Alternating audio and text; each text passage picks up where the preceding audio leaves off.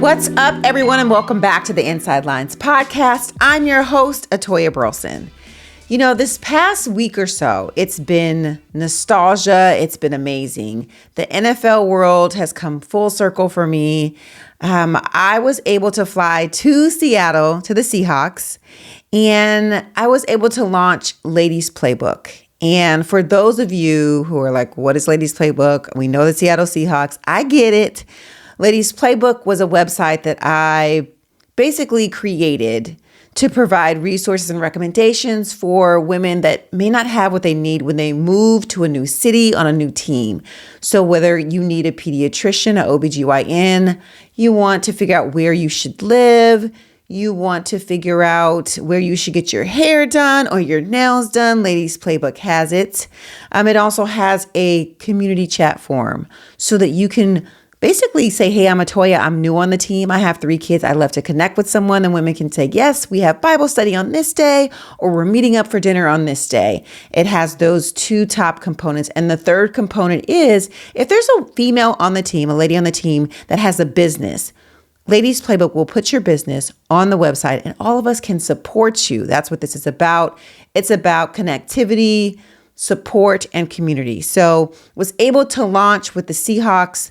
The women there are incredible. Connie Kate has been there for 19 years and she saw the value in this and she thought it was so important as well. So thank you, Connie, for trusting me. And we also have a Ladies Playbook ambassador there, Haley Lott. She is our Seahawks Ladies Playbook ambassador. So she's just an amazing resource for women if they want to reach out to someone in particular and talk to. So I had such an amazing time in Seattle. It's where I raised 3 beautiful kids and gosh, what a time there. It just brought back so many memories and I'm so grateful for all of that. So thank you to the Seahawks for that. And then fast forward like 5-6 days later, I fly out to Minnesota. Minnesota is where Nate was drafted, which is crazy. I think about that. They asked me to come MC their women's dinner. The MC their Vikings women's dinner. And it was such an amazing experience in the sense of you had all of these ladies that were new to the team. And I remember feeling that. I remember being the new girl. I remember not knowing anyone, not knowing what to do. And so to be able to MC this event, connect with these women, because I was them, speak into their lives and just meet some incredible people in the organization. I was so grateful. I thank you to the Minnesota Vikings. I was also able to stay and watch the game with the Vikings. So that was fun too, to remember all the skull chants and the crowd and the energy. It was such a fun time. Thank you to Quinn Adams and the Vikings organization for asking me to MC their event. Gosh, what wonderful people. So much fun. But I'm not done, y'all, because y'all know week 2 did not disappoint. There's so much going on in the NFL right now. It was a wild week full of upsets. Let's start with the Raiders beating the Baltimore Ravens by 3 points. And the Ravens were favored by 8.5 points. Unreal. Then you had the Bucks that won by 4 against the Lions, who were favored by 7.5. You had the Saints who blew out the Cowboys by 25, which was crazy. And yet the Vikings that I talked about that beat the 49ers by 6 and the Browns win by 5 against the Jags. And finally, the Packers beat the Colts. That was one of those where it could have went either way, in my opinion. So I wouldn't call it a huge upset, but it was still, the Packers were not favored to win. So shout out to all the upsets in the NFL world. A funny moment for me was the Steelers. I got to talk about it. So when the Steelers beat the Broncos, they gave Russell Wilson the game ball, and it's called the petty game ball. I don't know if y'all knew about that, but the petty game ball is for a player who beats their old team. And we all know that the Broncos did Russell Wilson so dirty. They talked about it for weeks and weeks and weeks. So shout out to Russell Wilson for receiving just a little bit of vengeance. I'm so happy that he got that and that they got that win. But I just love that. I'd never heard of the petty game ball. I have to think about that for some type of award maybe we can give out later with Inside Lines podcast. Now, before we get into our interview, I have to talk women in sports and give a shout out to A'ja Wilson of the Las Vegas Aces after making history with her 1,000 point regular season, y'all. She is the first player in the WNBA history to score 1,000 points in a season. Let that sink in, y'all. The first player ever in WNBA history to score 1,000 points in a season. She also gave an emotional speech, which I absolutely loved. I think I watched it a few times because she was so incredibly thankful. She said, y'all are just amazing people, and I love coming into work every single day. Life is hard, and we all know it is. But when I come to work and I see y'all, it makes it all worth it. I am nothing without y'all, never change. I am so, so appreciative. I just love that speech, her tears, the crying. It was just so real. And Asia is such a beacon of positive light. And I just appreciate her. I appreciate all that she brings to the game of basketball. And I just want to say congratulations, sis. That's amazing. Okay, y'all. We're about to get into our interview, but we don't have just one guest. I know I talked a little bit about Inside Lines podcast and Ladies Playbook. So let's talk about it on this front. So the Ladies Playbook went on a trip to Nevis, and we brought Inside Lines podcast with us, and we were able to interview our Ladies Playbook ambassadors. And we talked everything from career to motherhood to marriage and so much more. So I hope you really enjoy listening to this as these ambassadors spoke into the beautiful ladies of Nevis's lives. And we heard such amazing positive feedback. So I hope you all enjoy the interview with Ladies Playbook, Inside Lines, and Nevis at the Four Seasons. Coming up, our first panelist is Alex Sanders. Hello, Alex. Hi, everyone. How are you doing? Everyone good? Good.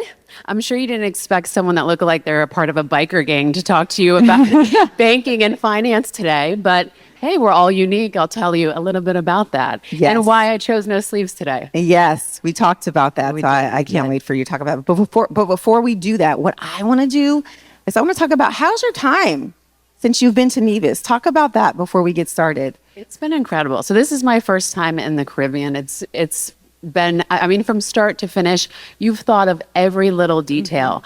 Our welcome. Some of us got up at 2, 3 in the morning. So we had a long day and we were just so energized. We couldn't settle back down after that. I was like, okay, I need to go to sleep. But you know, the campus here, the whole resort is beautiful. I'm looking forward to exploring the spa. And of course, the hospitality. I mean, everyone has been phenomenal, incredibly welcoming, and around every corner, someone's waving. So if you saw, I'm like, now I have a habit of waving every time there's either a camera or someone in view. Yes, we want to thank Nevis Naturally for all of their hospitality. This has been fantastic. And even in sponsoring this event, this has been amazing. So far, we have just really indulged ourselves and we're really enjoying it. And we also would like to thank the Four Seasons Nevis. You guys have been incredible. So we definitely want to say thank you. And we hope you truly enjoy this. Okay, so Alex, do you want to talk a little bit about who you are? Happy to. And your profession? How you got started? Let me give you a little bit of context about my life because I think it will help you kind of frame who I am and what I'm about. So I was raised by a single mother. She was Superwoman. And so I've always been like staunchly independent, and that's always been important to me. It still is important to me, even with my partner being in the NFL and being successful himself. So when I did all the college stuff. I first went to college to do exactly this. I was like, I want to be a newscaster. I want to be on Fox News. No political ties, but just that was what I recognized first. I was like, I want to be, maybe a weather girl. I'll take it all. So I went to school for radio journalism and media, which helped with a bit of the nerves, even though it's still here and there whenever you do public speaking. But it's helped with effectively communicating. When it came to my senior year, I had an adjunct professor that worked for NPR, and he was like, you don't want to go into TV. I'm like, you're telling me this my senior year? I don't want to go into TV. What? So long story short, my mom was always in banking. She's like, it's time for you to get a job. I work for a bank that's open 7 days a week and open late. So I was able to work part-time while I went to school.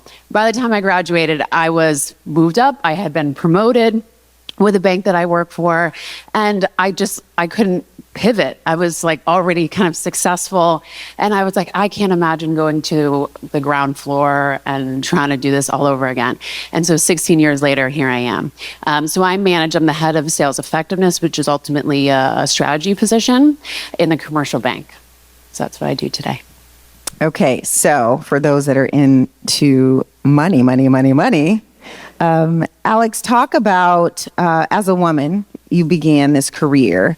And we all understand, like when you first begin, it's difficult. You're trying to figure it out. There's, most of the positions are men, and you're trying to effectively find your way. How did you maneuver through? Because you've worked your way up through the ranks. And talk about, I know it wasn't easy, but how did you pivot when you needed to? I'm big on like micro goals. Yeah. So I was a teller, and when you're a teller, you have certain sales goals. Like you got to sell a checking account, savings account, credit cards. So I had a little Post-it note. I was a drive-through teller, and they were like, "How is this drive-through teller making all these crazy sales? Just talking to someone through glass. Like they didn't even see half my body. It was a floating head, kind of like a Zoom call today." And so I just made goals and I was achieving it. And as I mentioned, I started to get some notoriety, and, I was like, okay, let me try to stretch myself a little bit more. Let me get involved. I'm a people person. I like to get to know people. So I started sort of unbeknownst to me creating a network. I didn't really know about the business side because, as I mentioned, I went really more communications. So I didn't learn about the fundamentals of business. But I started that network. I started to volunteer for things. What we call them are stretch challenges. So it's like above and beyond your 9 to 5. What are you doing to develop a certain skill set? So I did some public speaking, and they're like, "Who is this teller now that's like achieving?" She's now public speaking at our like local conferences and meetings. But I just wanted to do more. I'm a person that gets frankly bored with the same old. And so I was like, okay, so I'm in this like branch location. I see this girl that's doing sales like in this certain geography, like in our little territory. What is she doing? So I went out to lunch. She told me a little bit about what she was doing. And then when she was promoted, she tapped me to step into her, her role. And I remember I know you asked me specifically about a female experience, and I'll get to this point just now. I had a regional manager that I looked up to as a mentor. And when I got that position, she's like, "Oh, you're not ready for it. But of course you got it. You're a cute girl." And I was devastated. Wow. It really sunk my heart. So I think traditionally when you think about like women in leadership and moving up in the ranks, you think it's like men versus women. It's not the case. There are some women that have been in the game for so long, they were maybe the only woman at the table. They feel like you maybe need to earn that spot. And so I personally found a lot of challenges with older women that had been in the game for a while that didn't want to see a younger woman come up. So I think, it's a bit of that intersectionality of, I wasn't a white woman. I was always, artsy. I always dressed professionally. But now that I have an established career, I want to show who I am. I want to show the tattoos. And so, I ended up getting that role. And I was very consistent about you have to master your job in the time that you're there, but don't get comfortable. Every 2 years, I'm looking for something else. I'm having meetings. I'm stretching myself.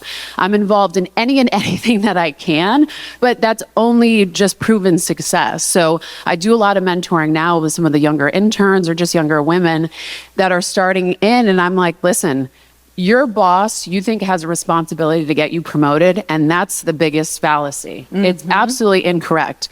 They should create a pathway. They should maybe introduce you to people, tell you what your career journey should look like, but they're not getting you another job, especially if you're good. Yeah. They don't want you talent to maneuver. So for the rest of my kind of career was a lot of tapping. It was, hey, this job is good for you. So I honestly haven't interviewed for anything in the last 16 years. It's just been like, Alex would be a good fit for this. And I think what that allowed me to do was, really just kind of create my own space. I really work well in that gray area where it's not black and white. It's like, okay, we got to figure it out.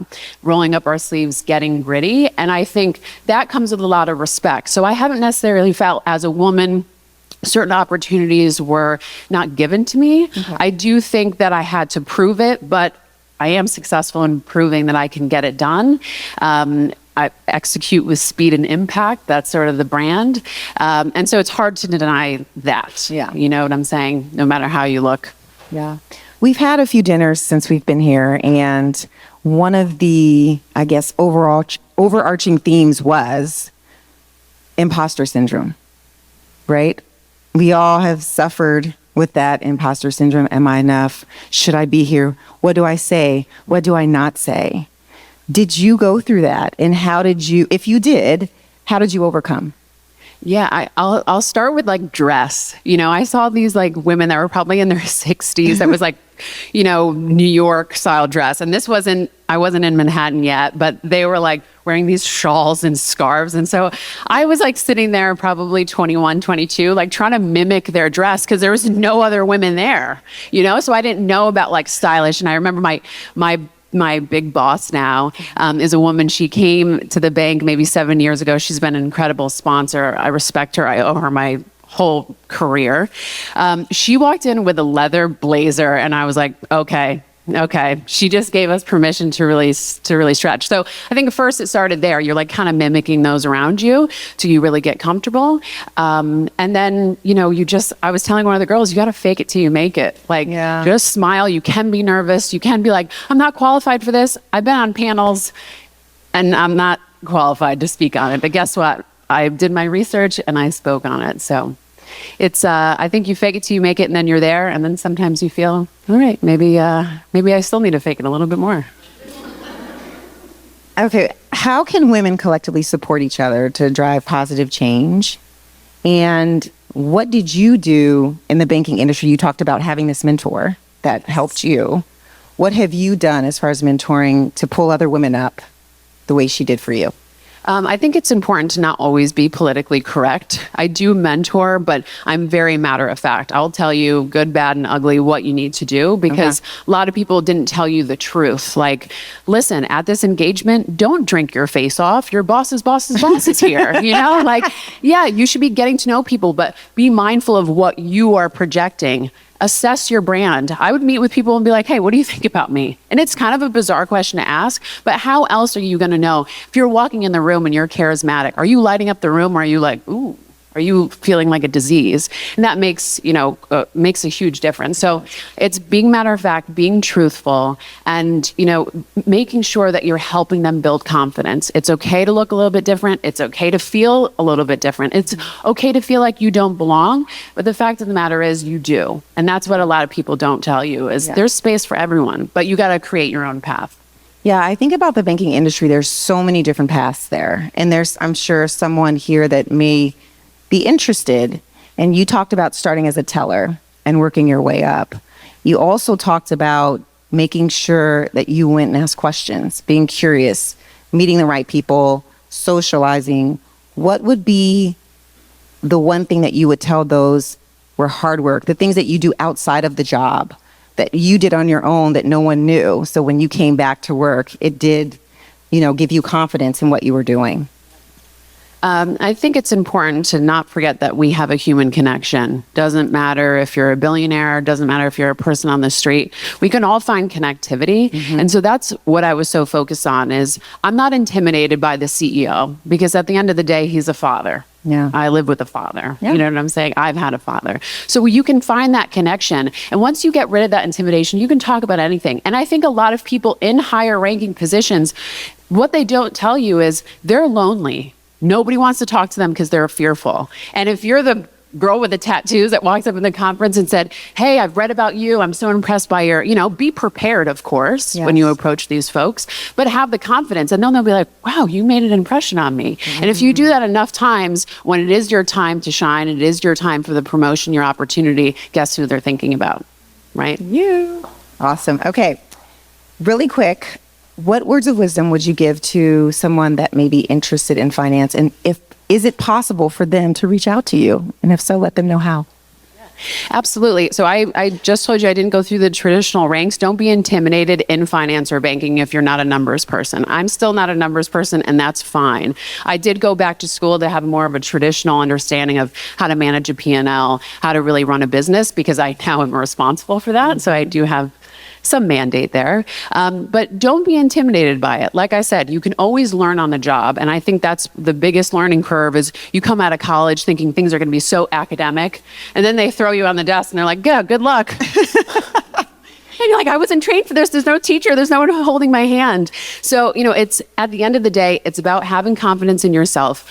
Always be prepared. Someone cannot deny you knowing the right answer, right? And it's also okay to ask the silly questions. Yes. As I mentioned, the CEOs are not expecting you to be like, hey, well, when you said this, can you explain this a little bit more? Because no one's talking to them. Their peers are talking to them. And when CEOs are talking to other CEOs, they're just talking about golf. Yes. They're talking about their boat. They're not actually talking about something that they've been in for 35 years. They have that passion. And, clearly I can go on and on and on about this because I am passionate about it, and do other things. Like I was just asked to write a book last year and it became a bestseller. And I was like, I am not an author. I'm standing next to these like bestsellers time and time again.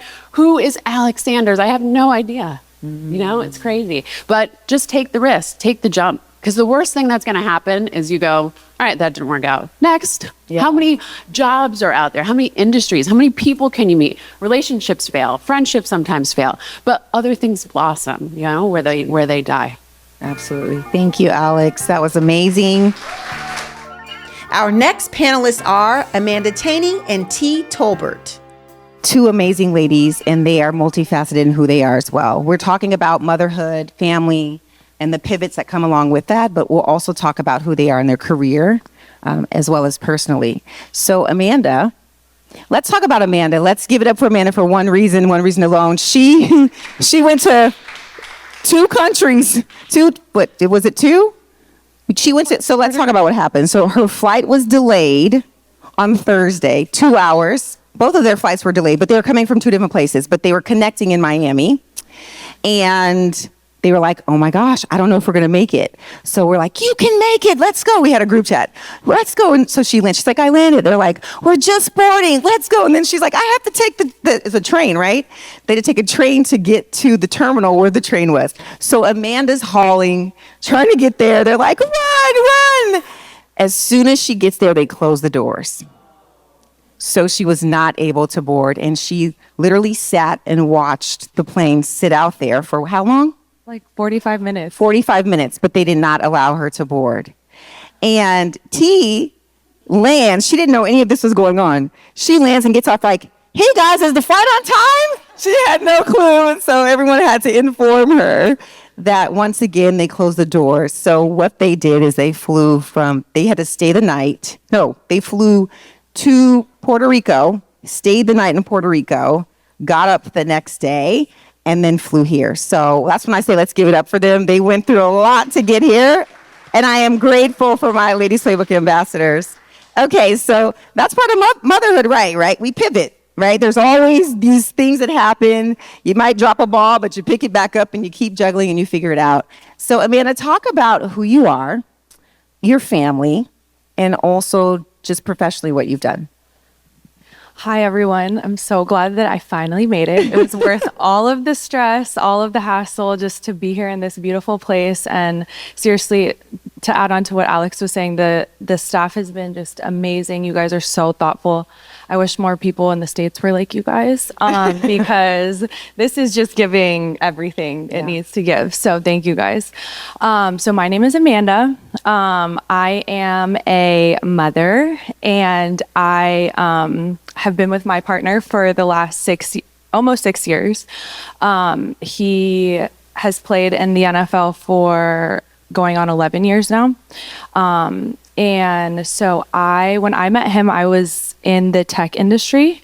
So I specifically worked in software. I worked with the government specifically. Also, I worked with the military. I worked with their mission critical programs to help basically make it so that they could run and be possible. So kind of to Alex's point, my experience being in that corporate world, although in another lifetime, I would be brave enough to be tatted because I love that. Yes. One of my sisters looks just like her. And I'm like, I don't know. I don't know. I don't think I can pull it off. But to come into the NFL world and be introduced to a lot of different women, but I feel like there was always this stigma of like, oh, you must not work, or you must do work in a certain industry. And like when I would share that I was in the tech world and I worked with the military and things like that, they're like, what? Like, you don't look like you should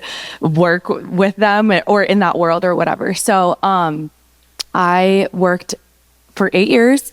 And then when I had our first daughter back in COVID in 2021, we just decided it was best for our family for me to stay home. Mm-hmm. And that was really hard for me. I was talking to some of the girls about it last night. I feel like I found so much of my identity in my work, whereas like in the NFL world, I think a lot of us can sometimes be guilty of losing ourselves in our guys and their identities and this world and stuff. And I was like, no, like, I like clung harder to my career because I was like, I don't want people to just be like, oh, you're just given this life and whatever. But I really surrendered to God put me in this position for a reason. Mm-hmm. This is our baby. And in my personal opinion, I think that your family is your greatest strength. So I was like, I'm going to completely put myself into this. So when she was 7 months old, I got pregnant again on accident. Oops. Oops. And so now we have an almost 2-year-old. He turns 2 on Monday, and she just turned 3. So, yeah. So you guys, do you realize that she's like, oh, I feel so bad. I'm going to miss his birthday. And we're like, he won't remember. It's okay. Right? The mom guilt is real, right? It's so ironic that this is the panel I'm speaking on, and I'm like missing his whole birthday on Monday. So like, yes. Yeah. Okay. In his mind, it could be Wednesday, Thursday, Friday. Exactly. But I appreciate you coming and, making that sacrifice. It means a lot. And then T, do you want to talk about who you are? So I'm T. My name's Tanika, but everyone pretty much calls me T. My partner has been in the league this year. It's his 10th year. We've been together. This is our 4th year together. We have a 2-year-old together. I have a 16-year-old myself. And then he has a 6 and a 4-year-old. So I'm a blended family. Not only do I have my children, but I also have my other babies as well, week on, week off. So they are with their mother a week, and then they're with us the next week. And then there's the blend dynamics of all of that. So my experience has been like amazing because they're all girls. Okay. So I went from, How many total? So 4. 4. Okay. So I went from just one forever, and then 4, okay, with different personalities, different vibes, and it's all the same goal to drive me crazy. So it really, it works. My own career, I was in human resources for 19 years under the branch of the federal government as well. So I did that when I met him, and I also was a realtor part-time. So I did that for 16 years. So I balanced my career from working in the office for, the government, and then also being self-employed. And I think it gave me, the government opportunity gave me an opportunity in my self-employment because it taught me structure. It taught me how to organize and have goal plans and different things like that. So it kind of worked together, even though they were totally different. But then it also kind of helped me with these girls because I have, they're involved in sports and they're involved in activities. And then we didn't mention Dad and his activities. So it's just a blend of things that I do all together in my household. Let's talk about that as far as the blended family, because we hear that quite often, and you hear the good, but you also hear the bad, right? And some people struggle in the sense of, accepting or putting their ideals aside and embracing all that it is right there in the moment. How did you decide this is how I'm going to do it? And what did you decide? So for me, in his previous relationship with the girls, he had already had custody of the girls week on, week off. So that was already pretty much established. So once we got together, it just kind of filtered in. The girls being very young, the baby was 1 at the time. So it just that mothering instinct that my older one was I no longer had to use, it just kicked in with her. So it was like smooth, it was easy. And then once we had the baby, she just, it all just mixed in. So the blended aspect, I think, is very, it's fulfilling for me because I get those additional. My oldest is a tomboy, and then the baby 1-year-old, she wears dresses all day long. Polar opposites. Right. So total opposites, but I enjoy it because I get to get that little one that comes with me, and we go get manis and petties. So it just it works. So That's good. Okay, Amanda, let's talk about the NFL a little bit. When you think about the busyness of the guys, and you think about all that you have to do, as a wife, as a mother, and the kids, and I hate to use the word balance, how do you set up your structure within your home so that everything runs smoothly? Because we do understand that we're typically in charge when the guys go off. So, and a lot of people don't realize when they go to training camp, for instance, all the women they're doing it all alone. So how did you decide, okay, this is how I'm going to do it? And what did you decide to do?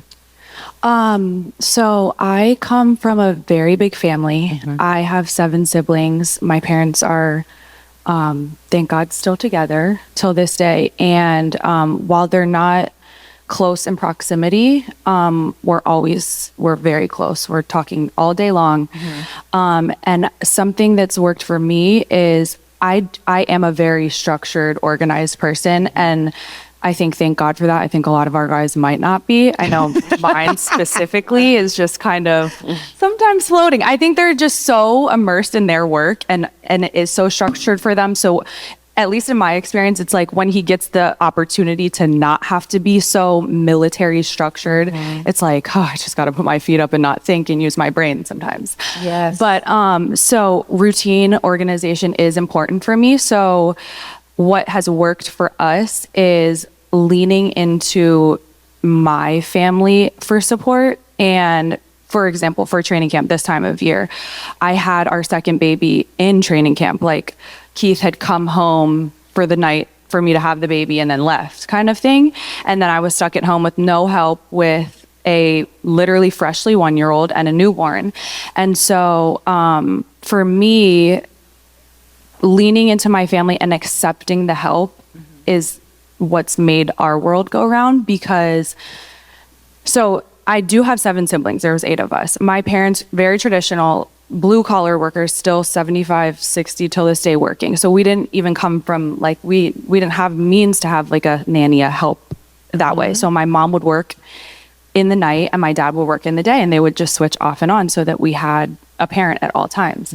And so I feel like that traditional mindset was ingrained in me where like you didn't really ask for help, you just did it yourself. And so for the longest time, like I was like, I'm not having a babysitter or a nanny, like I can do this on my own.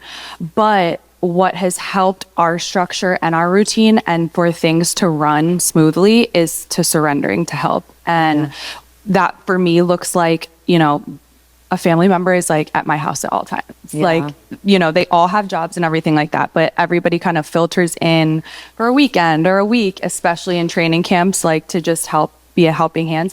And for us, like I did surrender to a nanny, like, times are different. And thank God we have been blessed with resources to be able to have the means to be able to do something like that. So I just make it a priority to accept help and then also just as best as I can be flexible, because I am very routine and structured. So like being in this life is like you almost can't be like it's like you have to, talking about pivoting, just always being willing to pivot and be flexible, and as best as you can stick to a certain structure or routine, understanding that it's going to be okay. Because for a long time, like especially having kids, sleep schedules and feedings and everything like that, it's like, oh my God, it's 5 minutes past the time, like everything's going to fall apart. Like it's not. And things will keep running as long as you are willing to get the support and help that you need and to be flexible. As women, when you think about that, how hard is it for you to ask for help? Right? We can all relate to that. Sometimes it's just hard to ask for help. Or then when someone's like, oh, do you need help? No, I can figure it out. I got it. But really, you do need that help. So just acknowledging that and realizing like, it's okay to be human. It's okay to ask for help. It's okay to lean into community, and realizing that's a strength, right? It doesn't make you less strong. That is a part of your strength, is asking for help and leaning into that community. So thank you for sharing that. And what about you, T? So for me, I cannot set up a straight organized schedule because I fly into the city where he plays in, and then I fly back at home to be with my daughter. So there isn't just a one size fit all type of routine. I have to be a little more flexible. So you're definitely pivoting at all times. Yeah, I'm pivoting, I'm turning, I'm just, making it work. But I do have, it's much easier now year 4 than it was year 1. That's just because I've been able to learn what works and what absolutely won't work.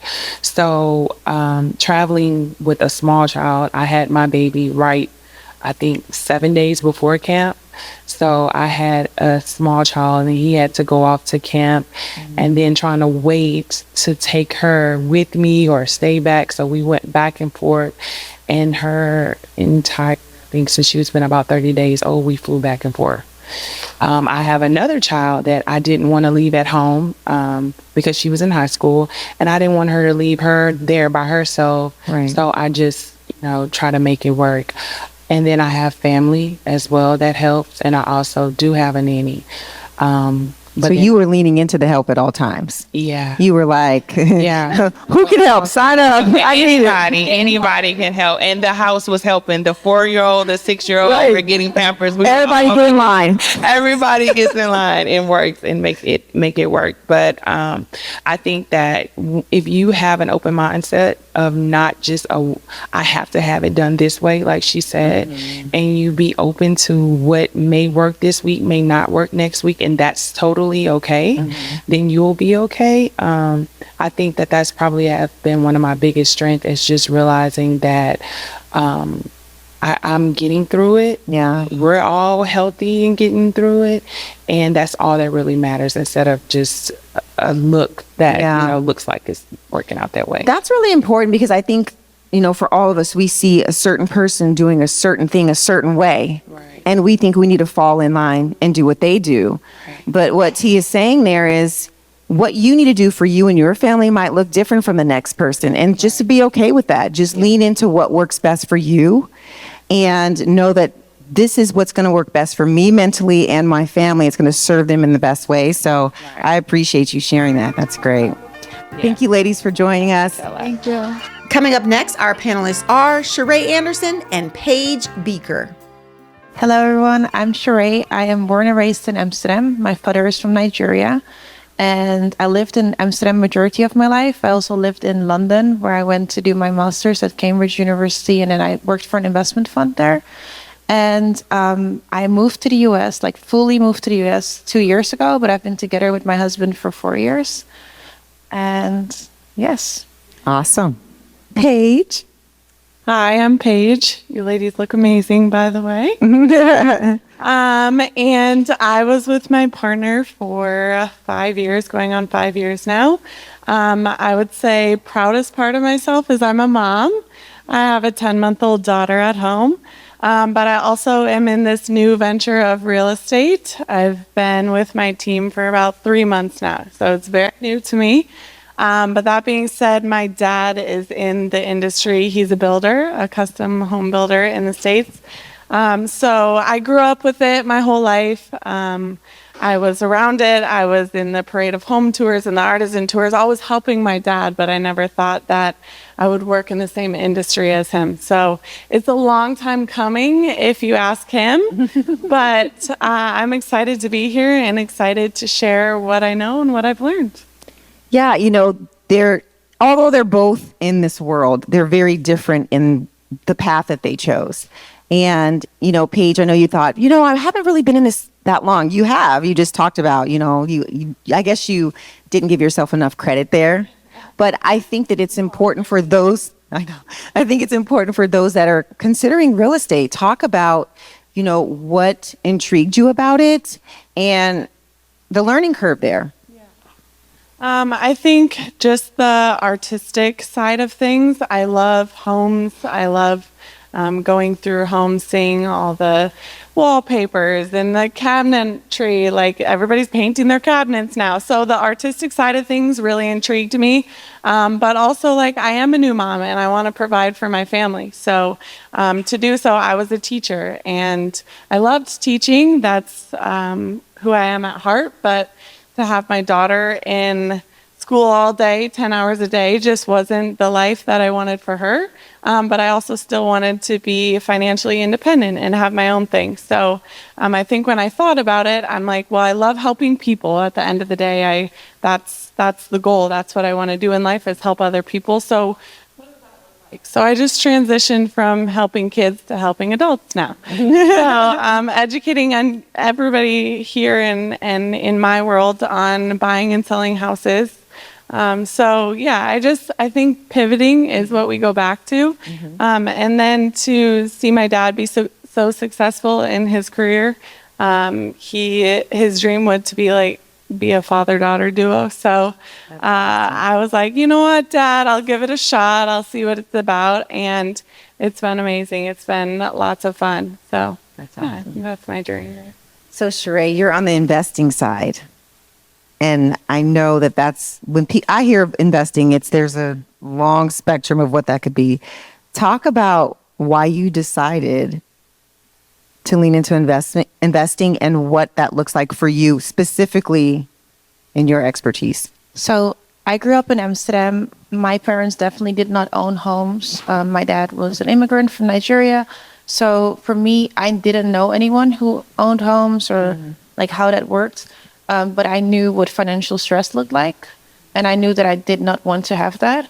So I kind of, since a very young age, like 14, 15 years old, I was like learning about money, learning about investing, and kind of thinking about how could I create a situation for myself whereby I didn't have to like be financially stressed. And I think that's kind of what drew me to real estate, because I feel like the world is so fast space and like moving, and with real estate I really feel like it's something that you can pass on to your children and their children and so on. It kind of like outlives us. And I read I read a lot of books. It didn't come to me, but I read like a lot of books whereby I learned more about like the vehicle of real estate and how like small steps in real estate investing can really lead to really big outcomes over time. And one thing that I wanted to speak to you guys about is because sometimes like when I was in the Netherlands, there was no knowledge, there were no role models, there was literally nothing, and there were no like resources in my country. So I went to look at other countries. I looked at YouTube videos, I looked at stuff, like I read books from the US, from the UK, to see how that could apply to my situation and how that could apply to the world the country that I was living in. So I looked outside of the box, outside of the country. Yeah, you talked about having no mentor. Like, yeah. I asked her, I said, who's your mentor? And what did you say? I said there was no mentor. There were literally like no. I feel like now there's more. I started doing real estate 10 years ago, so I feel like I started really young, and there were no mentors in my like country or so on. Now there's a lot of like gurus online and so on, like a lot of resources, but it was very limited when I started. Okay, so Paige, you talked a little bit about the balance of motherhood and working. And we've talked a little bit already about mom guilt. We've also talked about, just how hard it is to do both. How has that been? Because your little girl is still young. How has that been for you? Yeah, luckily, like most women here, I do have family and I have a lot of help at home. So that's been really helpful and rewarding for me to know that at least she's with family and she's with my mom, who's a lot of help to me. But also, like, she is in school, and I did have to sit down with myself and say, like, how am I going to get the most work done? And at the end of the day, like, what's going to make me most successful outside of my daughter? And that was, she's got to go to school. people go to school. I went to school growing up and I'm just fine. So just because we're in a space that we could have the privilege to, keep her at home or have a nanny or whatever that looks like, I'm like, you know what? No, she's going to go to school. I'm going to do me. I'm going to make that time because I know myself, and when she's around, I'm not getting anything done. I feel so guilty. I'm like, I should be with her. I should be pouring into her and spending my time with her. So I just decided what was best for me was not having her around as much. So she's in school 3 days a week. But when I get back, and we had goal setting last night, she's gonna go to school full time, and I'm gonna really pour into my business, because at the end of the day, that's what will fulfill me. But it's also gonna set her up for success in the future too. So. Yeah. Okay, so my question for you ladies is, what is some advice that you may have for those that are interested in purchasing real estate? I think a lot of us think about it, we've considered it, but we don't know where to start. We don't know, will this be a lucrative investment? Should I do this? What if it's not? How much would this set me back? Talk about what you would suggest to them as far as maybe where they should go, who they should talk to, what their next steps would look like. You want to start? Yeah. So my biggest advice for real estate is just get started. Like sometimes, when I bought my first house when I was 22, and I didn't have a lot of money or so on, but I just understood the structure. So like this morning I was having a conversation with a lovely lady, and I was like, how does it look like? I learned that you guys don't have a credit score here. And like just understanding the criteria early on and then just working towards that.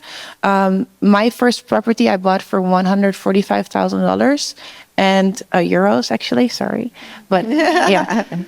But within 3 years, it doubled in price. And then, I was 25 and I had like 150,000 profit, which was kind of like what helped me to put down money and like do this over and over again. So I think just starting, understanding the structure, and also if you have an investment property and you're like, I don't have the money, this is not realistic for me.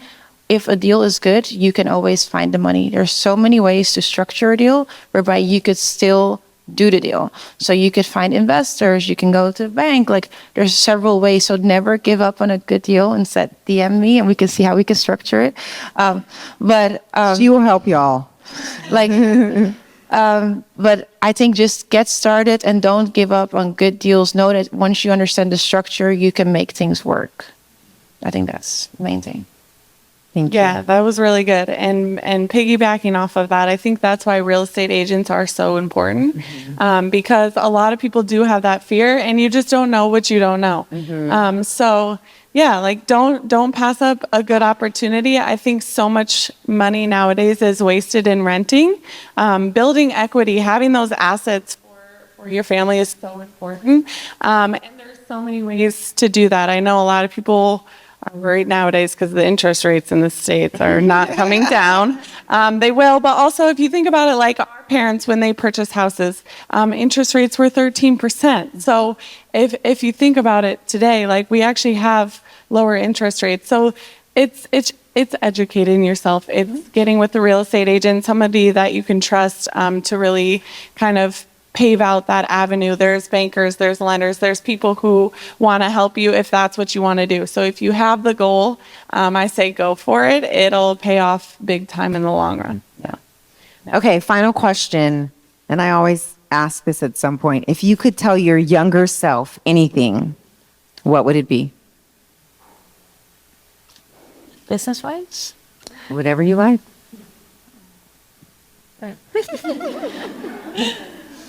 I guess for me, it would just be like, what's the wait? Start sooner. I think this journey for me was inevitable, but I put it off for a long time. We go back to faking it till you make it and imposter syndrome. I always just said, like, I don't belong there. That's not the space for me. Like, I'm a teacher at heart. But I think, yeah, just really going for it. There's nobody holding you back besides yourself. So at the end of the day, like, you are your biggest competition. So if you can get over that hump, then I think you're in a pretty good place and you'll set yourself up for long-term success. Good job. Yeah. Yes, thank you. All right, Sheree. I tell my siblings, my younger siblings, this every time. So I think fail quickly, because I feel like as females, we overthink. We want to plan everything, and then we spend months and months planning, not executing. And men, they just do. Like they have an idea. Oh, let's try that. But I think just fail quickly. Like if you have any business idea, just start. Like don't overthink it. Don't overthink the logo. Like just start, and as you go, you can organically change it and make it perfect. So I just action, action, action. I think that's one of the main pillars. And never think about like why things won't work. Always see, okay, how can I make this work? It comes down to the deal that I was talking about. I don't have the money, but how can I get the money? I don't know how to start this business. Okay, who do I have to meet? Who do I have to speak to start this business? There's literally people doing all these amazing things in the world, and they don't have two brains. They're just human beings like you and I. So they all have 24 hours. So like action, action, action. And how can I make it work? I think those are the main things for me. Okay, thank you, ladies. Up next, our panelists are Chelsea Gallimore and Elle Montgomery. These incredible ladies up here, we all know about the social media world, and it's very interesting. You think about us as children, we didn't have that. So it's been a shift for all of us. So I want to talk about, social media, the good, the bad, and the ugly. Right? So I'm going to start with Chelsea. Chelsea, tell us how you got started with social media. And obviously you're going to tell us the highs, but tell us the things that people may not know about that they need to understand. So I originally started out, I went to college for broadcast journalism, and I started working in news. News wasn't really for me, especially like the 4 a.m. call times, and it didn't work out for me. So then I ended up going into PR for a little bit. And then I started YouTube probably in like 2019. And I decided that I was kind of like, then I met my husband. And I wanted to give a little break because he was in the public eye, and I kind of wanted to have our privacy. Mm-hmm. And then shortly after we got engaged, I decided like, okay, we're like established, like he's here for real this time, like for real. So I decided I was like, I'm going to get back into it. At the time I was still working in PR and HR for a tech company, but I started doing TikTok, and then everything like took off from there. Tell us about that post. What was that post? What was that one thing that you did and you're like, this is actually getting traction? So at first I started posting like videos of like him and I, like little love story stuff, and that started doing well. And then this is actually embarrassing. Well, it's not embarrassing, but I made a video about, it's a restaurant called Salt Bay, and the guy who owns the restaurant wants to feed you. Have you seen it, like sprinkling salt? But he'll like try to feed you, and like my husband was like, no sir, you're not feeding her. And then it went viral. Like it got like 12 million views. People were like, and it was like, that was my first negative experience with social media, honestly. Everything was positive, and then I got hate comments, and like it was something so small, like a 5-second video, and I was getting like, some people were like, oh, he's controlling. He's not controlling, but they were like, oh, he's controlling. And at first I wanted to quit, and I was like, okay. At that point I probably had like 25,000 followers, and I was like, all right, this is getting a little bit out of hand. I wanted to quit. And then I talked to my husband's marketing manager, and he was like, what? You got 10 million views? Are you kidding me? And I was like, but everybody's being so mean. He's like, any reaction is fine. Like, you know what the truth is. So go ahead and like continue. And from there, I got monetized and started making way more money than my 9-to-5. And I was able to quit my job. That's awesome. Okay, so before we move to Elle, I wanted to piggyback off that. So when you first saw those negative comments, they really affected you, right? Yes, and I was actually I went home wedding venue shopping, and it was like, I posted the video. It, like, sometimes it takes a little minute for this stuff to get traction. I posted the video like the day before, went home to DC, went wedding venue shopping with my mom, and I opened up my phone, and I'm not gonna lie, my heart like sunk when I started reading all the comments. because, we're excited. We're doing wedding planning. And then, so I didn't want to do anything. And I was like, oh my gosh, she's going to be mad at me. Everybody's talking about us. Like, I didn't want to get this type of attention. But then after a while, I kind of realized these people don't know me. Yeah. And these negative comments, like, it doesn't really matter, like, in the grand scheme of life. So I was fine after that. And don't get me wrong, the negative comment, I don't know how for me, I always get on like the iffy side, but Depends on the negative day. comments don't really do anything. They don't define me. I know who I am. Everybody who knows me knows who I am. And for the most part, I would say like 90% of the comments are good, and then the 10%, but I'm not gonna lie, the 10% really stick. Yeah. See, Like, because you're like, check, they're good. Oh, why did they say that? and like I've always been a people pleaser, so I've always wanted people to like me, and I've always tried to be really nice to people. So for me, I think like being misunderstood, and honestly, my content, I don't hurt anybody. I'm not saying anything mean. I'm not bullying, and people are they'll say what they want to say, and I don't know. It gave me, honestly, the negative comments gave me tough skin, though. Yeah. I have very thick skin. There's nothing that you could say that affects me now. But that was 2 years ago, so I've grown a lot from it. That's good. How about you, Elle? So I kind of got started with the YouTube kind of like Chelsea. I think it was like 2015. I was going to college, but I noticed I was always trying to create something growing up. I come from very successful entrepreneur parents. So even like middle school, I was literally coding. Like my mom would teach me things and I was coding, building like, I guess like a shade room sort of situation, like an online, like, but it was news about like our town and, hey, this dance is happening, like you got to go, and flip-flop, Havana flip-flops are in this week. Like, so I was always in stuff like that I don't think I had friends that were really into it. So I always just wanted to broadcast it. On top of that, I'm an identical twin. So we used to do everything together on top of music and stuff like that. So it kind of just started like, we sang at this event, let's just post it. And let's just talk to the camera. Like before vlogging was even really a thing, we're like, let's just talk to the camera and tell them how we learned how to code. People will learn if they catch this video, or how to do A, B, whatever it was. From there, I can say we kind of decided we're getting older. We're not the same person anymore. Right. So we branched off into our own content and our own projects and things. And I want to say that it wasn't until I posted that I was moving to Dallas, like that's when things kind of blew up for me. Like I posted an apartment tour and it was so weird to me. I think it's because everything about my page, my content was Boston, where I'm from. So it just shook people that I was doing something different. Like, she's in Dallas? Like I didn't even announce it. I just posted apartment tour. I'm in Dallas. I'm moving in today. I think the thing that's difficult for me is it's kind of consistency right now. Like it's not even so much comments. It's like the negative comments I get from my ability to be consistent.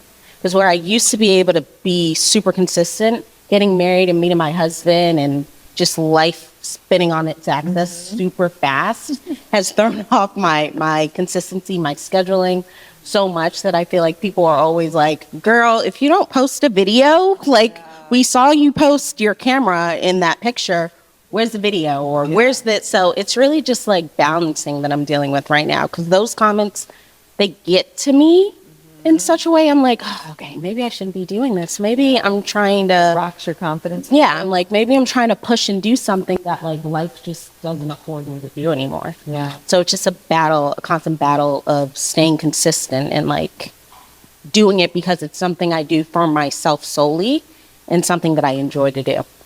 Yeah. You know, I think about all the women here, and I think about my kids. I think about the battle with social media. You know, when do you give your kids social media? What parameters do you put around social media? And for my sister, for example, she's like anti-social media. She's like, no, it's not good for the soul. I'm not exposing my daughter to that. And my niece is in the 10th grade. And I'm like, sis, she's watching somebody else's social media by now. She might have a private page and you just don't know. So I guess my question to you all is, what advice would you give to the women in the room that maybe struggle with that with their kids and they don't know what parameters to put around it and how to protect them in this crazy world that you've already experienced? So I'm honestly at the point where, so most of my social media is like family and life and just beauty, but I mostly share my life. And I'm at the point where I don't know. I'm also struggling with that balance. I'm about to have a baby in 3 months. So I don't know if I even want to share his pictures or I'm trying to find a balance of how much I want to share, because I'm not gonna lie, it can be kind of invasive. But as far as when they're older and they're able to navigate it themselves, for me, I think that especially if you have daughters, you need to instill like confidence in them, not to compare yourself. I think comparison is a thief of joy. Yes. So not comparing to what you see on social media, honestly. And then social media, a lot of times is like just someone's highlight reel. Yeah. So don't compare your life to what you see on someone else. And I can even say that about myself. Like, I share some emotional things, but you only see a glimpse of somebody's life. Even if somebody posted a 15-minute video, you only see 15 minutes of that whole day. They have 24 hours and you're only seeing 15 minutes. So not to compare yourself, and also being safe, being careful about who you're talking to. And honestly, if it's someone young, I would probably tell them just to have a private page. Only people that they know should be following them. That's good. How about you? I think for me, I think what you said was great, Chelsea. I think about that a lot because I noticed the trend nowadays is, for example, people would get pregnant and then go make an account and just leave it private and hold it for their kids. I've always wondered, I wonder when's the right moment to be like, hey, here's your Gifting this to you. Here you go. With your millions of followers, we've been building this since you were born. I think it's social media. To be completely honest, we all know it is a very dangerous place. We live in a time where it's easy for people to send you a message and you respond and now they have access to all your information, and it can be tricky. I think something that I've noticed that other people have implemented with their older children, I have a 6-year-old son that I was blessed with when I married my husband. So I'm hoping to implement the same thing, is having access, being logged into that account that your child is operating on. I notice a lot of people start that at different ages. I can say the most successful age I've seen people do that is like right around high school, like graduating high school, because people are using social media to connect. It is an easy thing for people to feel left out on, and as a kid, there's so much you're already battling with trying to fit in, trying to keep up. So I think it's important to allow your child access to it, but maybe, have restrictions on it where you can monitor them until they're at a point that they're using it responsibly. I think too, like Chelsea said, it's important to instill good, strong morals and confidence within your children at that point, because social media, it's very easy. Like you were saying, you're looking at a 15-minute video and you're thinking this person's life is perfect. Why isn't my life like that? That 15-minute video could have been a compilation of days, and we missed the moment where they were depressed and they couldn't get out of bed that morning. It's a very finicky, I don't want to say like toxic, but it can be toxic for someone to be intaking all that information, all that good, and to feel like they need to compare themselves. I would say it's good to be mindful of that. That's good. Okay. I was going to say something. Sure. I did want to say, though, I do think that social media also has its positives, though. Honestly, I wouldn't have met you through social media, and a lot of these other women that I've gotten to know through social media, even some people I've met for the first time, like Paige, like I've been following her for some years now. So I think that social media also has its good tools. I don't think I would feel so connected to the other women in the NFL if we didn't have social media. I know that even social media allowed, we just moved, we were in Dallas for 4 years. So my husband was with the Cowboys and we just moved to Miami a few months ago. And social media allowed me to meet so many different women on the team already. And I already know 6, 7 girls without even meeting them. So I do think that it has its positives. You just need to find like that happy medium in the balance.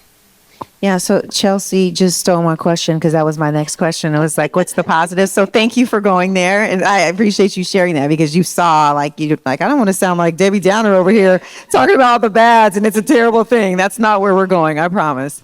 But you're right. It does have its positives. Would you say that within social media, is it important for people to have like goals or ideas of why they want to be on there? Because I was talking to someone else and she had mentioned like, yeah, I was on there, but I had to get off because, there's all these people saying like, if you're not doing this, then you're a loser, so like, if you're not doing this, you're behind, or you have to be this person.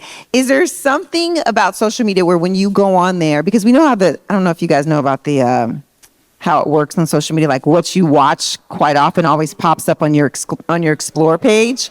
So with saying that, is there something that you would suggest to the women here? Like, for instance, if they have a goal of real estate, for instance, that we just discussed, do they focus more on something like that? Because that would be their Explore page, and those are the things that would maybe encourage them or uplift them.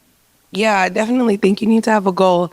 I'm not going to lie. Since I've been pregnant, my whole For You page is pregnancy things. And honestly, I love it. Like, I've been in, even not for work, but just for information. Like, I know what kind of strollers have the best testing and safety ratings and what everybody is buying and where to go get baby clothes and where to do this, or even little funny memes like up till 3 o'clock in the morning while your husband is asleep and you're pregnant because you're swollen and sore. Yeah. So I think that it honestly helps you find a community. Yeah. So if you're looking for something, then I think that you can use social media for inspiration. You can use social media for connection, and you can use social media, honestly, for information about anything. Before I buy anything, I'm TikToking it. I'm like, you're like, let me see a review. What did she do the research? But that could be a problem too, because my daughter is the queen. Like, Mom, I saw it on TikTok, and I'm like, TikTok is not the Bible. So there's that balance there. But I get what you're saying. Like, everyone checks on TikTok. There's so many reviews, people telling you what's good, what's not, or don't do that. It's a scam. Like, you learn so much. Even I needed to get my passport updated because I hadn't done it since we got married before I came here. TikTok taught me how to get my passport in 3 days. So, okay, so there's informative. There you go, parents. When your kids say, they saw something on TikTok, there's the real things that actually you like. Wait, let me get this straight. Did you like compare what they said on TikTok to actually going on? Yeah, I compared, but there was 2 different options. The one legit option is going through the government agency and sitting in the passport office all day, which is what I ended up doing, or something called like Rush My Passport, which was like $700, and it was a scam. And I was about to do it. I didn't do it, but I was about to. But I like on TikTok, okay, let me see what people's experience with Rush My Passport is. Yeah. And it kind of helped me know to like stray away from it. Like, this is not what you want to do. Yeah, so I do think that it does have its positives. There you go. There's the positives. How about you, Al? So yes, I think TikTok, all social media has its positives. Yep. Like Chelsea was saying, the community you can build. Like, some of my bestest friends today were like conversations that started on social media. Yep. Now we ended up living in it. Yep. It was going down in the DM. Yep. Now it's like we're living in the same state, or when you're traveling, you can hit up that friend you met. And obviously that can be dangerous, but it could also be a very fruitful and fulfilling experience to be able to connect with people in all different areas of the world. I would say in terms of like maybe having a goal, I think I've actually gone through this where I used to be like a serial follower. Like, I'm not someone that would like count like oh, my ratio's off. Like, doesn't give an influencer ratio. I would be like, oh my God, coolest shoes. I'm going to follow her. Oh my goodness. Her food looks so good. I'm following her. Like, and I would just all day just follow. And it's not that I'm now ratio conscious. I think it's just the fact that, like I do in life, where I surround myself with like-minded people because I think that's beneficial to my growth, to people holding me accountable to my goals and things. I try to do the same thing on social media. So I went through my social media and I cleaned out so many pages that like I just didn't need to be following, like blogs and gossip pages and people that weren't living in ways that I necessarily agreed with, even if there was content or something on their page that drew me there. And I started following people with like-minded ideas. I started following people who I'd be like, oh my God, I love her page. I love her content. I would love to be able to emulate something like that. So I feel like that's helped me with my growth, because now when I'm opening up my phone, I feel eager to create. I'm inspired by what I'm seeing. I'm forming relationships with people that are like-minded. So I feel like that's important. That's great. Thank you so much for joining us, Chelsea and Elle. And our final panelists today on the podcast are Alyssa McKenzie and Whitney Reisner. Okay, so we're going to get right into entrepreneurship. We all know that being your own boss is not easy. There's a lot that goes into it. There's a lot of preparation before you even hit the ground running. Talk about how the idea came to become an entrepreneur and what it was like preparing for that and actually taking the leap and stepping into it. Okay, so hi everybody. My name is Alyssa McKenzie. Talk about your business as well. Okay. Yes. So I'll kind of talk about like my background, because I do also work a 9 to 5. So my background, I am an events and special programs manager at a training facility that works with young kids and youth and works with athletes, pro athletes. So on my end, I've kind of always been around the sports realm. I went to college, I played college softball, and my route, kind of how it ties into entrepreneurship, I realized I wanted to stay in sports once I graduated. So at my senior year of college, I ended up taking some sports management classes, but I also realized like I have an opportunity. I went to college for free to get a minor, and my minor was in entrepreneurship. And at the time, I never thought I'd ever be an entrepreneur. And so I went and got my master's. And that's where I met my husband, and how my journey came about with Glamourless Design, my small business, is at the time, 6 years ago, when my husband was in the league, there wasn't people who made custom game day gear. There was like maybe one or two, but honey, their prices I couldn't afford. And so for me, my sister, we're blessed enough. My sister's boyfriend actually also plays in the NFL. And we had an opportunity where my husband and my brother-in-law both were playing each other. So I was like, let's go on the trip. Let's go to Green Bay. And it's actually where my husband is from. And I was like, and let's make matching outfits. Like, let's go to Michael's, buy a Cricut. And I was in my office for 8 hours learning how to do this thing. Like, trial and error. It was one of those, like, you get lost and you don't even know where time went. We made these jackets and they were matching. We had our, guys' last name on the back, and I'm blingy. I love bling. And that's kind of like where Glamourless started, was we bling these jackets and we're in Lambeau Field, or at Lambeau Field. And people are like asking us, like, where'd you get your jacket made and all that stuff. And that's kind of how it started. I posted it on my personal page, and then one of my girlfriends was like, you need to make this a business. And I was like, what, really? So I took the opportunity I had with the team that we were on at the time in Kansas City and used that to my advantage. And I just was like, can I make you something? Can I make you something? And it has led me here today. I'm pretty sure I've made something for every single one of the girls on the panel. And some girls, like, I'm just now meeting, like, not realizing, like T, I didn't even realize I made her stuff until, like, I saw on her page. And for that, I'm so grateful and blessed, because it has allowed me these opportunities where picking up a wax pen and gluing some rhinestones together. and the preparation for that, it's hard because again, I do have a 9 to 5, and then balancing coming home and fulfilling people's orders in time for them to have it for game day. I love that. Can you guys hear me okay? Yeah. Hi, I'm Whitney Reisner. I own Wowie's Jewelry. And when I was younger, I always loved accessorizing. I loved jewelry so much. So I was like 6 wearing thumb rings. Always loved fashion. And so I knew that one day I definitely wanted to get into some entrepreneurship, something in the fashion industry. And I went off to college, and I was actually making handmade jewelry pieces out of my dorm in college. So I was like making leather wrap jewelry and really anything I could. And I'll never forget one of the soccer girls. I was playing basketball at the time. So playing a college sport and also having a jewelry business just wasn't ideal. But one of the soccer girls, I was like, where'd you get that necklace? And I never thought really that anybody else would be like intrigued by it. Like, I was literally going to Michael's down the street and getting pieces and just kind of making them together. And so one of the girls wanted one of my necklaces. And so I was like, wait, like this could actually become something.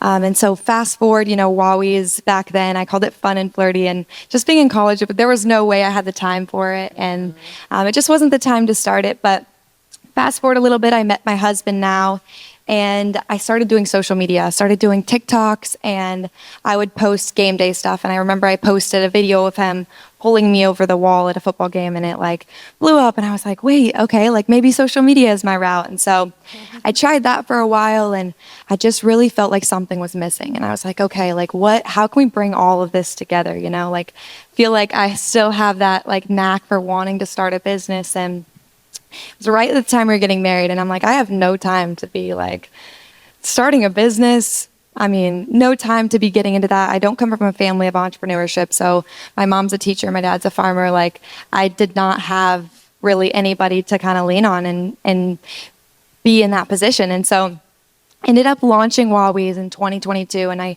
before I was like trying to come up with a name, and I'm sure some of you guys are like, on that juicy, like, what does this name even mean? Like, I hear Wowie's and I don't think of jewelry. And so through social media, I feel like my biggest thing was always staying true to me.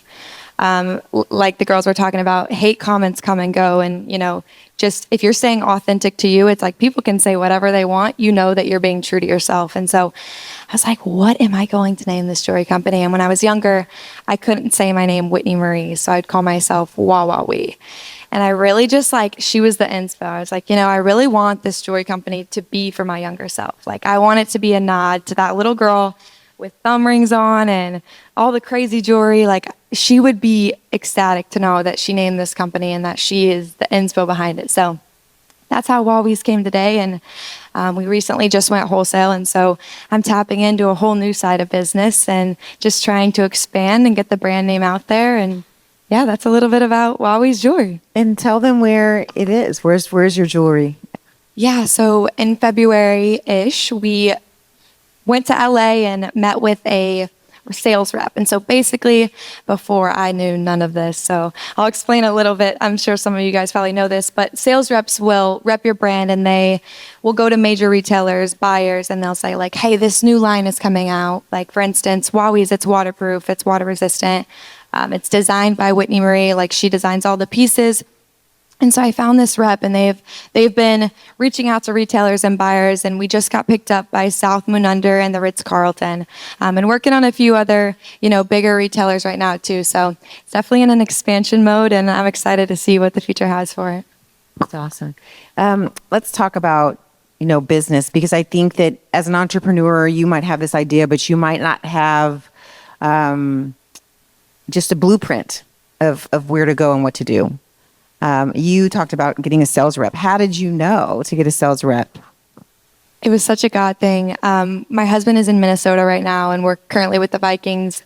And crazy enough, the girl that was running my social media account for Wowie's had a connection to another woman who had ran this very successful jewelry business for 10 years and had been in Free People, Anthropology, like all of these dream stores. And so I just like, she was probably very weirded out by me, but I was like, can I talk to you? Can we get lunch? Like, I want to know more because yeah, that's the part about entrepreneurship is that you learn. And if you sit in the back seat and you wait until you're ready, you're never going to be ready. Like, I wish that it was like, I wish there was a way I could show you guys the little part I knew about business before getting into being a business owner. Like a lot of it has been trial and error. And that's why through the years, it's like you can't compare yourself to a business that's been going for 5 years or a business that's been up for 10 years. It's like you just got to learn, roll with the punches, and it's kind of just a figure it out as you go kind of thing.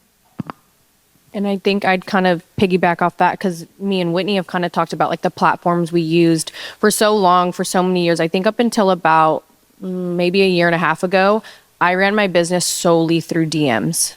That was not going to last. So there was just no way. Like she blew up, y'all. She blew up. I couldn't. And thankfully, so I was like, how am I going to create a platform or what am I going to be able to do so I don't have to do the back and forth stuff? Like if one girl's asking me for something, the other girl's asking for the same thing. Like how do I do that so I can eliminate the back and forth and they go do it themselves? So I ended up like really diving deep into, I've never coded in my life, but like I need to create a website. I need something that people can just go in my bio, click, and I have these mock items that, hey, this is customizable. You just need to enter your name, number, or your picture, or whatever it is you're wanting for that particular design.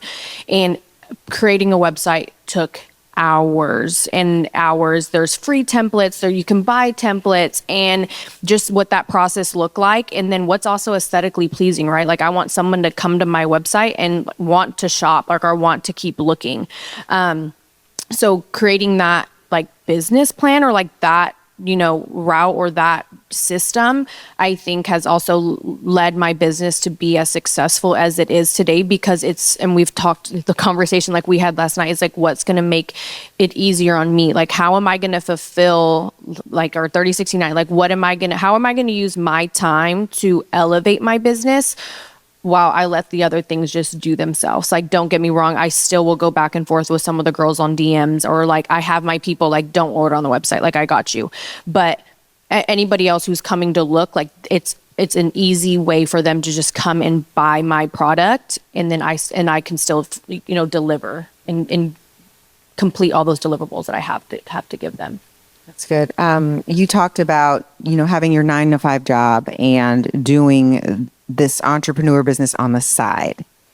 I know that there's probably women out here that have been thinking about some type of business.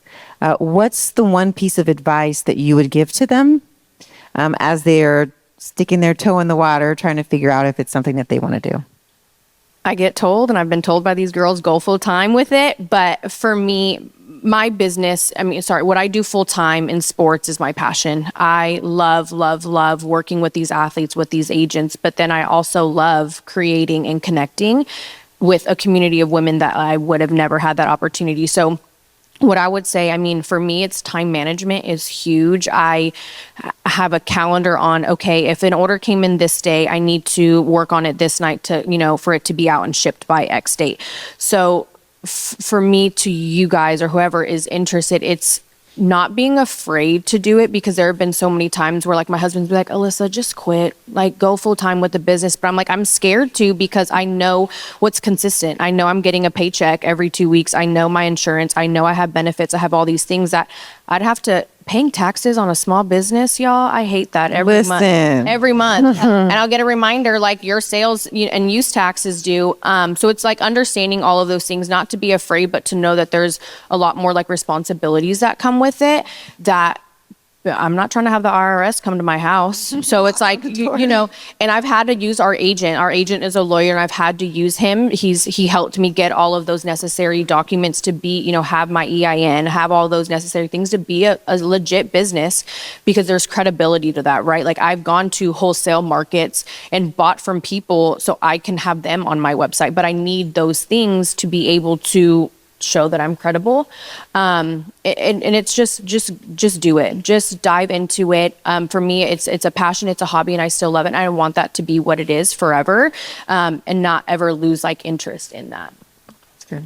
I like that. Yeah. Also, kind of piggybacking off of that, for me, when I was doing social media and I was able to monetize it and make money from it, and that's actually how I was able to start my own business. I worked through social media. I'm a very much like, I want to do it myself person. So, my husband was gracious enough to be like, like, let me know what you need. And I'm like, no, like, this is for me. Like, this is for baby Wit. Like, she would be proud. And so, I worked in social media, and I still do social media stuff, but that was how I funded my opportunity to start that business. So I think, even like sometimes it's okay to keep that, base to start out with your business and feel like you have that foundation. That's awesome. That's good. So thank you, ladies, for joining us. All right. Well, that's our show. For the latest on the Inside Lines podcast, make sure to follow on both Instagram and Facebook.